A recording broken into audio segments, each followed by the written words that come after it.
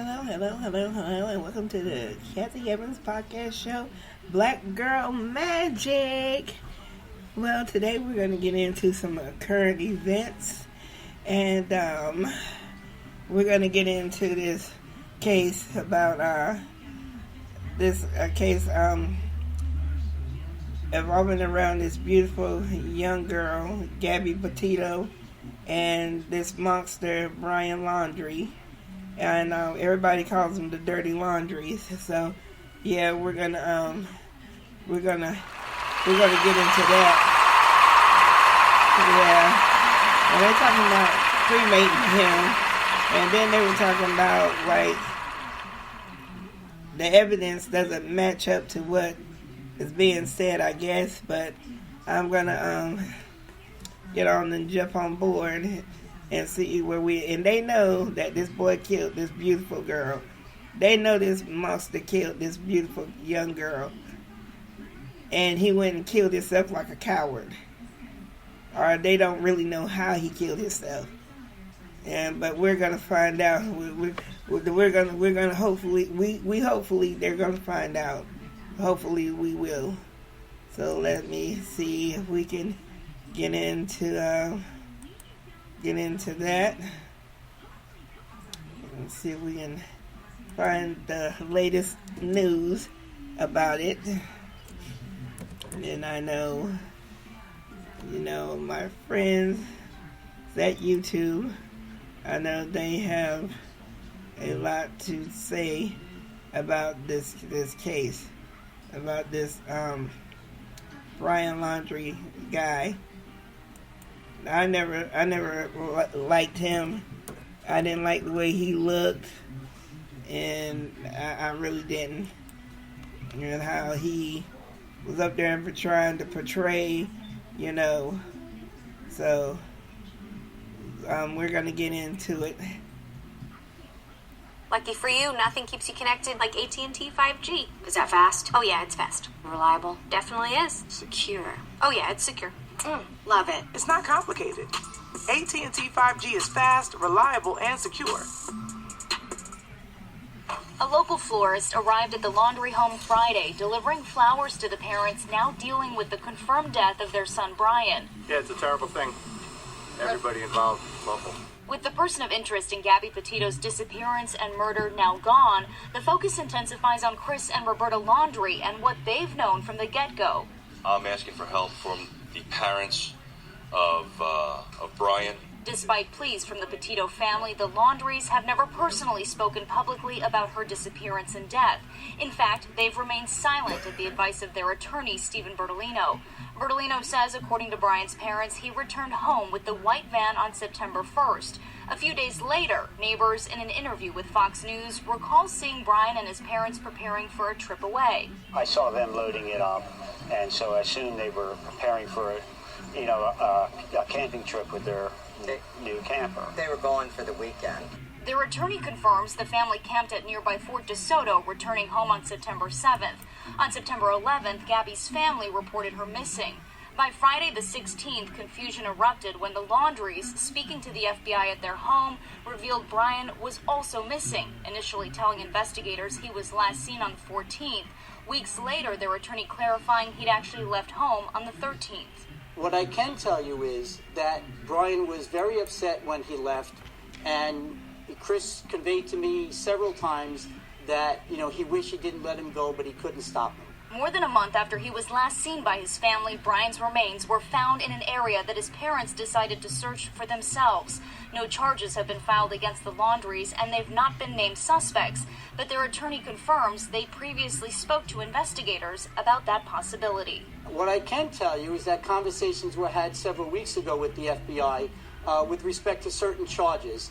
When questioned and when communications were had between myself and the FBI, I think it was realized that charges were not appropriate. Tonight, a small memorial in honor of Gabby Petito remains in front of the Laundrie home. Members of the public have been bringing flowers and signs and leaving them there over the last several weeks, and it has grown over the last 48 hours. So far, no new statement has been released by either the Petito or Laundrie families, and how Brian died still hasn't been revealed. Shepard Smith here. Thanks for watching CNBC on YouTube. Well,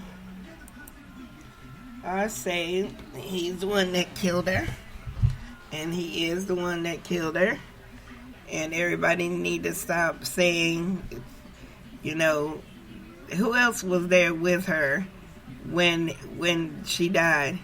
Who else was there with her? There was nobody else around her but just him. And then they had that fight. Everybody remembers that fight that we saw on the news. And she tried to not make it look like it was him or whatever. And then she had bruises on her and everything. And they were supposed to have separated for the night and went to the motel or whatever. But who knows, you know, how, you know, when she died or whatever. But me, I figured that she passed away. This beautiful little angel passed away that same night. For him to come back and come driving back with her van, which was her van, and had used her ATM card to get money out of there, to get her money out of there now. And the police weren't charging him with her death. They were charging him with using her card after she had passed away. But they were trying to keep it under wraps because they wanted him to bring his stuff in. He knew if he turned his stuff in, he knew what it was going to be. So he took the coward's way out. And I don't know the way you can do this camera magic nowadays, and you can go do impressions of people's teeth and get, you know, copy, you know, make it look like their mouth, get a molder of their mouth with their teeth and all that, get a molder out of their mouth. You know, people can do all sorts of things and convey it to be something else. How do we know if that's him or not? Okay, they said the dental records and all that. How do we know that's him? And then the parents is going to cremate him just like that. Then they showing no remorse. They're not showing anything. For your child to be dead, you're going to show some kind of emotion. Are you going to put it on for the camera? You're going to fake it. One way or the other, you're going to put on some kind of emotion. They're not showing any. So that's suspect to me. That's real suspect to me. And I'm wondering, what are they hiding, and what do they know? Because they know more than what they're saying. They're just not saying anything, but they know more than what they're saying. They really are. And to keep their mouth about somebody, a young lady that lived in their house with their son. They not ask questions about her. Where is she at? What's her?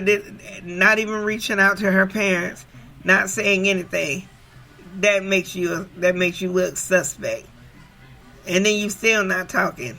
Suspect. So you know more than what you're saying. You're doing a whole lot more than what you're saying and what you're letting on. And sooner or later it's gonna come out. If they charge them with that crime, if they charge them with something, I bet you they open their damn mouth and talk then. I bet you they open that damn mouth and squawk all damn day long. But see, they need to go ahead on and bring charges against them so they can go ahead on and open their mouth, and Gabby Petito's family can begin to heal, because they need to know what happened to their daughter. And it's only right, and those bastards, they need to go, what they call them, the dirty laundries, need to go ahead on and confess up and talk about what their son came and told them, because I'm sure he told them everything. And the sister, she knows it too, looking like a big bullfrog. She knows it too. She's lying. She knows what happened too. She knows exactly what happened.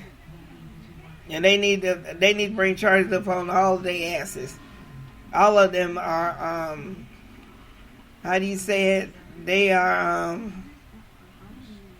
and I take criminal justice in my mind, so I had a brain freeze. all of them are, what's my word I want to use? All of them are responsible for for Gabby's death, for not saying anything, and they're evading evidence and holding evidence, and they're just like they're accessory. That's what I want to say, accessory to the fact. And so, yeah, they need to be brought charges. I believe they do, and I know they will. They will do something then. They'll have to say something. Because now they got charges brought on them. And they scared of jail. They're scared of facing jail time. They're accessory and they're withholding evidence. Then they tampered with evidence probably. After he done went and told them what was what. And so, where the police looked at, they looked where he was found at. They didn't see anything. All of a sudden, a book bag was emerged up from the water. They found a book bag. They found all kinds of stuff. The parents did. Like I said, those bastards are suspect, and they need to be held accountable. You know, as well as Brown Laundrie himself. But he knew he was going to be charged. But I hope they do something soon so they can bring the sweet, precious angel Gabby Petito's family some closure. Because she didn't deserve to die that way. He could have left her alone. He could have left her alone and went on the back about his business. He could have told her that he was going somewhere and left and didn't come back. Don't go back to his parents because that's where she was going to look. Get rid of his phone just like he got rid of everything then. He could have did it then too. But like I said, I don't feel, sorry. I feel like he took the coward's way out so he wouldn't have to face what he done, and he wouldn't have to come out in court and tell what he done to Gabby. And he knew it was going to come out. And if it's in that notebook that they found, it's still going to come out. Well, I wanted to jump up here and share a little bit of news with you today. And I will be back tomorrow, hopefully. And I will bring forth some more news about this. Until the next time, this has been the Black Girl Magic Show, brought to you by Spreaker Broadcast, Miss Kathy Evans herself, on the ones and the twos. And I want to give a big shout out to my son, Quentin. It's his 34th birthday. We want to say happy birthday to you. And we love you, and I thank God for letting you live to see another year. You are a wonderful and extraordinary young man. All your family is proud of you. Me and your father is proud of you. We know your grandmas are looking down on you today and smiling down on you today.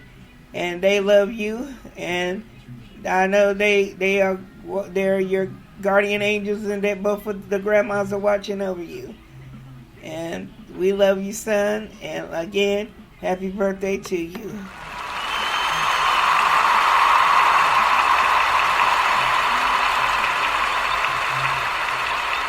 Until the next time, this has been the Black Girl Magic Show, brought to you by Kathy Evans, brought to you by Spreaker Podcast. Until the next time, I'm out.